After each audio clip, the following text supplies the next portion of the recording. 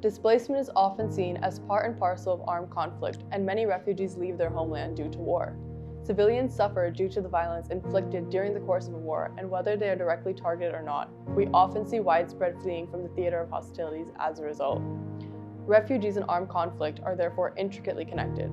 An armed conflict can create refugees. Refugees can find themselves caught up in an armed conflict, and they can even contribute to an armed conflict as refugee camps become militarized. International refugee law is a set of rules and norms which protect those seeking asylum from persecution, providing a surrogate protection for them as their state of nationality has failed to meet its responsibilities. The main source of international refugee law are the 1951 Convention and the 1967 Protocol. Protection is given under these treaties to those who fulfill the following criteria. Number 1, outside his or her home country.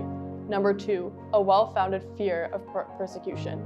Number 3, on the basis of his or her race, religion, nationality, membership in a social group or political opinion. Number 4, cannot be reasonably expected to return to his or her country. The law of armed conflict, by contrast, applies during an armed conflict, whether this is international or non-international, and it aims at to protect those not directly participating in hostilities from the effects of war. The Geneva Conventions, their additional protocols, and customary IHL are the sources of this regime of law, and apply to all those who find themselves within an armed conflict, whether they be civilian or combatants.